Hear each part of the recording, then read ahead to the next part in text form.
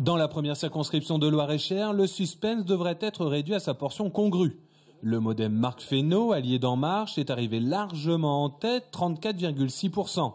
Dimanche soir, il pourrait bien reprendre les mots du premier tour. Je pense que les électeurs ont confirmé le choix qu'ils avaient fait à la présidentielle, ici comme dans la plupart des circonscriptions, dans le Loir-et-Cher et ailleurs, c'est-à-dire la volonté de donner une majorité à Emmanuel Macron. Face à lui, le candidat Front National Michel Chassier, dont le parti n'avait pas cru bon d'imprimer les bulletins pour le second tour, contrairement aux deuxième et troisième circonscriptions, où les candidats frontistes ont été éliminés. Dimanche dernier, le conseil régional FN, fataliste, évoquait la chronique d'une défaite annoncée. Les élections législatives auraient pu permettre de contrer un petit peu la tendance que l'on a vue au présidentiel et justement d'élire le maximum de députés pour représenter vraiment une opposition crédible face à Emmanuel Macron. La deuxième circo, elle, s'annonce à couteau tiré.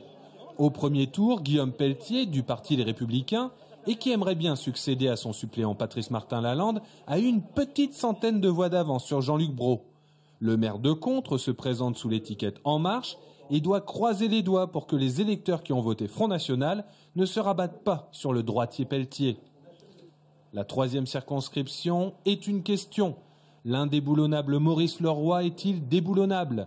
Depuis 1997, le centriste siège à l'Assemblée nationale, est en ballottage favorable à l'issue du premier tour, presque 38%, mais objectivement, il n'a pas d'allié avant d'aborder le second tour face à Marlène Martin, une marcheuse qui a réalisé 27% des suffrages exprimés dimanche dernier. Au final, dimanche soir, Macron aura pour sûr un député loir-et-cherien de la majorité présidentielle.